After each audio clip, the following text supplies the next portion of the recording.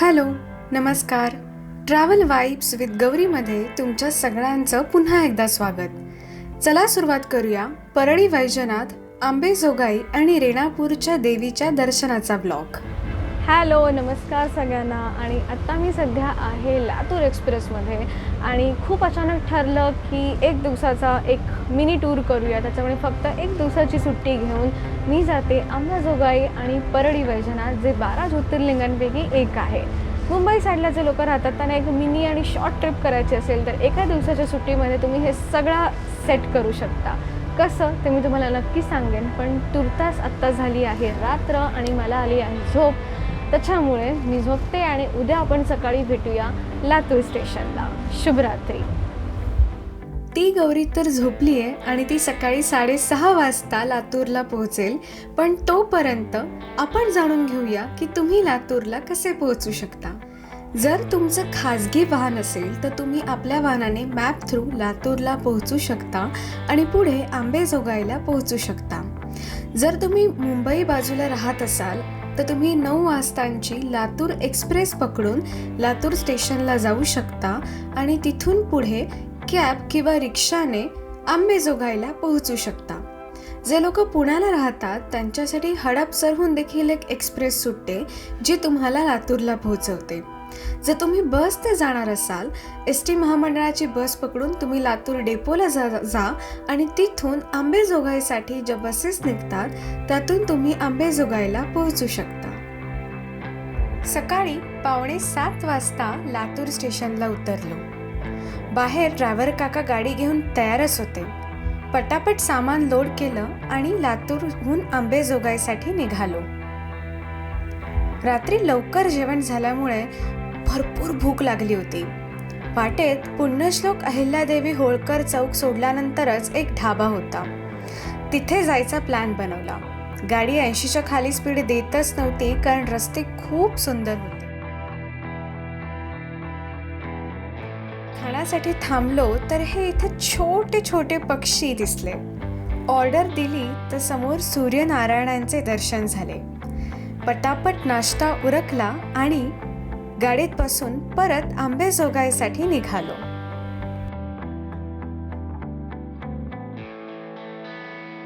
रस्ते सुंदर असल्यामुळे प्रवास अतिशय सुकर झाला. साधारणतः 40 ते 45 किलोमीटरचा प्रवास करून मी आत्ता आलेले आहे आंबेजोगाईला आणि आता मी तयार झालेले आहे योगेश्वरीच्या दर्शनासाठी.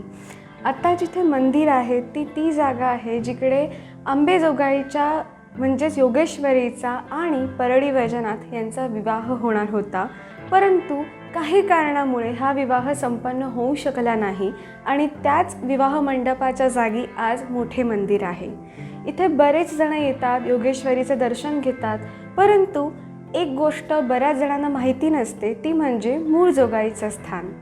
मुख्य मंदिरापासून साधारणतः 1 किलोमीटर अंतरावरती मूळ जोगाईचं स्थान आहे, जिथे आपण नंतर जाणारच आहोत आणि मी तुम्हाला अजून पुढील माहिती देणारच आहे. परंतु आत्ता 1 मिनिटही वेळ न वाया घालवता सगळ्यात आधी जाऊया मुख्य मंदिराकडे. मार्गशीर्षातल्या पौर्णिमेला देवीचा वाढदिवस असतो, त्यामुळेच अष्टमीला नवरात्र सुरू होते. आम्ही ज्यावेळेला गेलो होतो तेव्हा हेच नवरात्र सुरू होते. त्यामुळे मंदिर अतिशय सुंदर पद्धतीने सजवले होते. जागोजागी रांगोळ्या होत्या, माळा लावल्या होत्या, भजनं चालू होती. हे दीपमाळ बघून वाटलं की रात्री ही दीपमाळ किती सुंदर दिसत असेल. मंदिरांच्या गाभाऱ्यामध्ये शक्यतो फोटोग्राफी करू नये, म्हणूनच मी ठरवलं की मंदिराच्या परिसरातली ही जी छोटी छोटी मंदिरं आहेत ती आपल्या कॅमेऱ्यात कॅप्चर करावी. मंदिराचा परिसर अतिशय भव्य आहे आणि त्यातूनच मांडव घातल्यामुळे त्याला एक वेगळेच रूप प्राप्त झाले होते. मंदिराचा मुख्य साचा त्याच्या प्राचीनतेचा परिचय देत होता.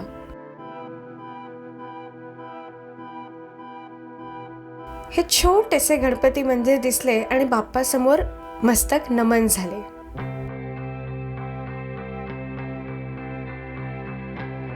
मंदिराच्या कळसावरती अशा छोट्या छोट्या मूर्ती आहेत आणि ज्या अतिशय सुंदर आहेत.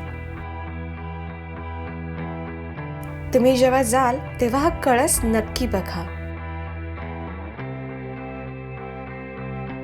मुख्य मंदिरापासून थोड्याच अंतरावरती ही 3 मंदिरे आहेत, ज्यामध्ये एक हनुमान बाप्पाचे मंदिर आहे आणि 2 शंकराचे मंदिर आहे.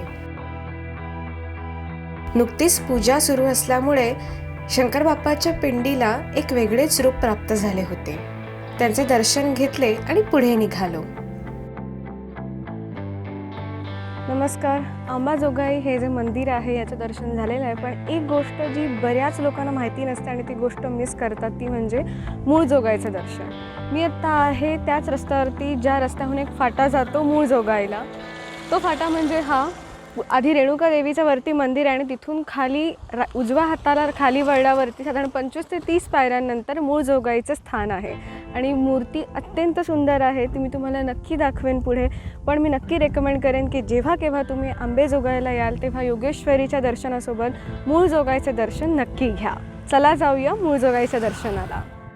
मुख्य रस्त्यापासून आत वळल्यावरती साधारणतः अर्धा किलोमीटरच्या अंतरामध्ये तुम्हाला हे मंदिर लागते.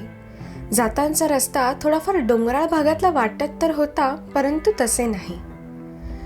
कळस दिसायला लागला आणि हे लक्षात आलं की आता मंदिर फार दूर नाही. रेणुका देवीचे मंदिर दिसले आणि गाडी थांबवली.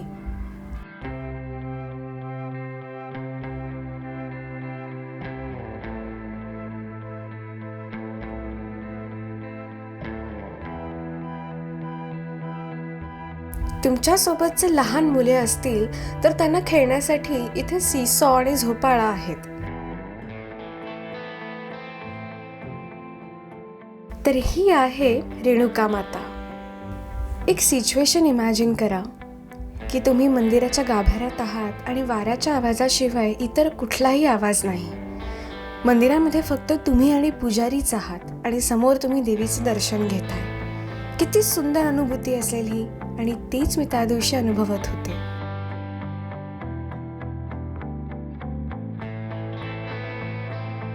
रेणुका देवीचं दर्शन घेतलं की उजव्या हाताला काही पायऱ्या जातात. साधारणतः 40 ते 50 पायऱ्या उतरल्यावरती मूळ जोगाईचे स्थान आहे.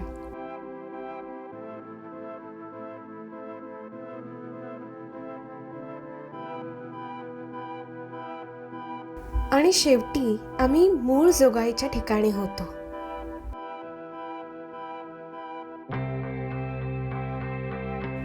हे छोटेसे मंदिर आहे आणि त्यातच ही मूळ जोगाई आहे.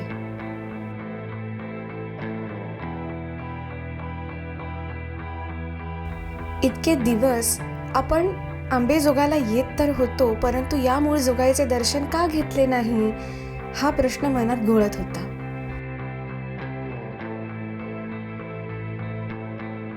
मंदिराचा आजूबाजूचा परिसर थोडासा डोंगराळ आहे. पुजाऱ्यांच्या म्हणण्यानुसार इथे कधी कधी क्वचितच पण व्याघ्र दर्शन देखील होते.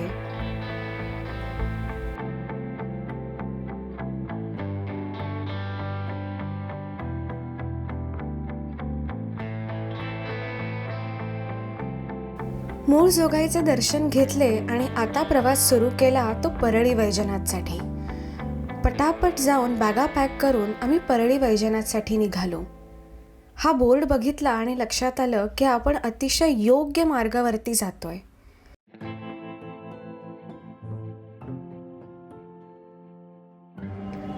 ओम भोलेनाथ. परळी वैजनाथांचं दर्शन झालेलं आहे आणि मंदिर परिसरात आतमध्ये फोटोग्राफी स्ट्रिक्टली नॉट अलाउड आहे. त्याच्यामुळे नियम जे आहेत घालून दिलेले ते स्ट्रिक्टली फॉलो केले पाहिजेत आणि म्हणूनच मी आतमध्ये काहीही शूट केलं नव्हतं. आणि आय थिंक आपण सगळ्यांनी हे फॉलो केलं पाहिजे.